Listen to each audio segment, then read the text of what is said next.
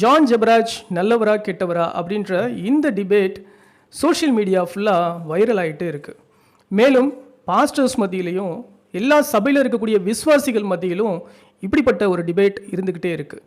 இவர் பாப்புலர் ஆனதற்கு மெயினான காரணம் என்னன்னு பார்த்தோம்னா, இவர் பாடிய பாடல்கள், கர்த்தரை குறித்து இவர் பாடிய பாடல்கள், அது மூலியமாக அநேகர் தொடப்பட்டோம், ஆண்டவர் என்னை அது மூலியமாக தொட்டார் அப்படின்னு விசுவாசிக்கிறதுனாலேயே இவர் அனைவர் மத்தியிலையும் சீக்கிரமாக பாப்புலர் ஆனார்.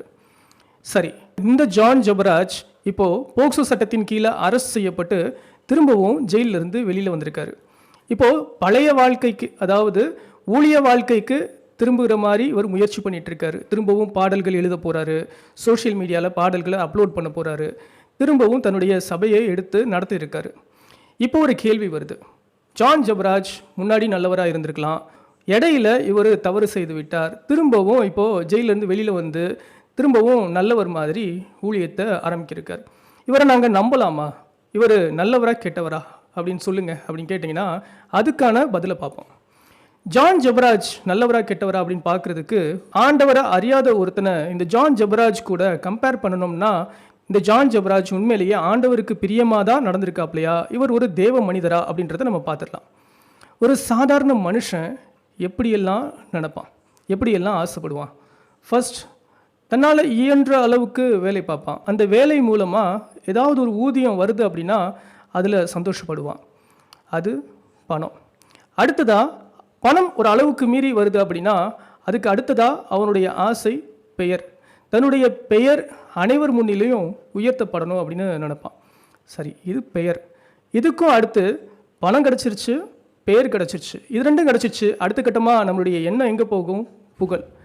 பணம் பெயர் ரெண்டும் கிடச்சவன் புகழ் போதைக்கு அடிமையாக இருப்பான்.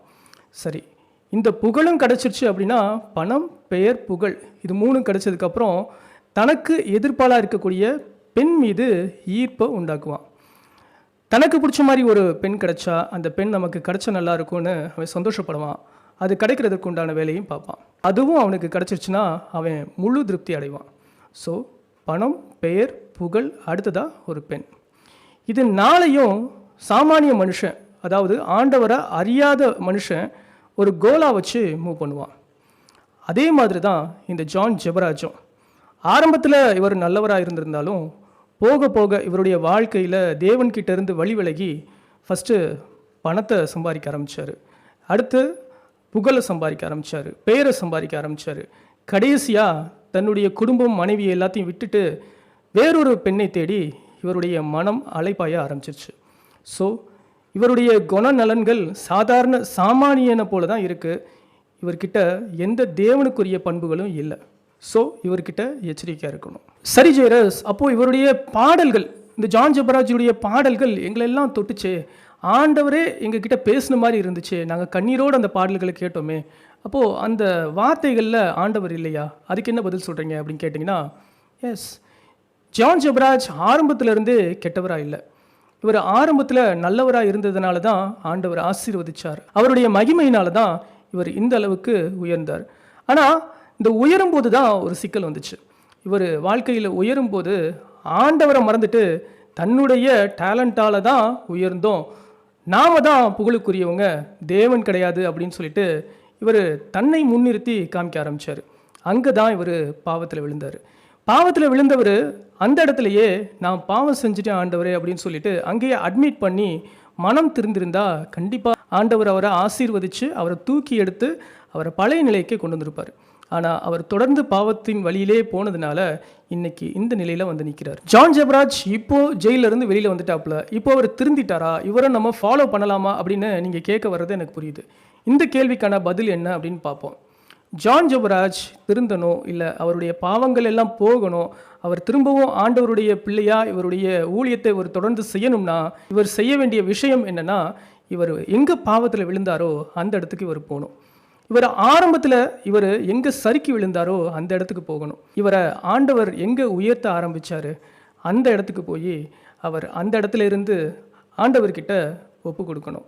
நான் செய்ததெல்லாம் தவறு ஆண்டவரே, நான் என்னை உயர்த்தி உங்களை தாழ்த்திட்டேன், நான் செய்தது தவறு, நான் இனிமேல் அந்த தவறை செய்ய மாட்டேன், நான் இனி இருக்கக்கூடிய வாழ்நாளை எல்லாத்தையும் உங்ககிட்ட ஒப்பு கொடுத்து இனிமே உங்கள் சித்தத்தின்படி நான் நடப்பேன் அப்படின்னு சொல்லிட்டு ஆண்டவர்கிட்ட ஒரு அட்மிட் பண்ணணுங்க.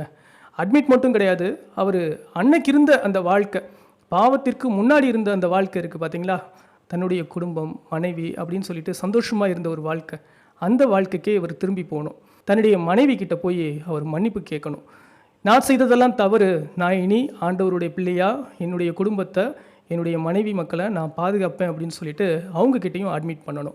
இப்படியெல்லாம் அவர் செஞ்சுட்டு ஆண்டவருடைய சித்தத்திற்காக அவர் பொறுமையாக காத்திருந்து அவர் தன்னுடைய ஊழியத்தை திரும்பி ஆரம்பிக்கணும். இந்த அட்மிஷனை இவர் உலகெங்கும் சொல்லணும், சோஷியல் மீடியாவில் சொல்லணும். நான் பழைய வாழ்க்கைக்கு போயிட்டேன், நான் செய்ததெல்லாம் தவறு அப்படின்ற அந்த வார்த்தை இவருடைய வாயிலிருந்து வரணும். அப்படி இவர் செஞ்சிட்டார் அப்படின்னா ஒன்று புரிஞ்சுக்கோங்க, ஒரு படி ஆண்டவரை நோக்கி நம்ம எடுத்து வைக்கிறோன்னு வச்சுக்கோங்க, ஆண்டவர் நம்மளை நோக்கி 4 படி இறங்கி வருவார். அவருக்கு தேவை நம்மளுடைய பிள்ளை பாவத்தை உணர்ந்து நம்மக்கிட்ட அட்மிட் பண்ணி நம்மளை நோக்கி வரணுன்றது தான் அவரோட ஆசை.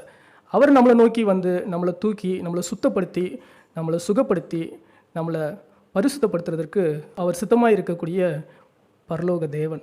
அப்போது இன்னொரு கேள்வியும் உங்கள் மனசில் எழும்பும், அவர் பாஸ்டர்னு சொல்கிறீங்க, அப்புறம் இதுக்கு அவர் பாவத்தில் விழுந்தார், பாஸ்டர்னா பாவம் செய்யக்கூடாதுல்ல அப்படின்னு கேள்வி கேட்டிங்கன்னா, மனிதர்கள் பாவத்தில் விழுகிறது சாதாரண காரியம்.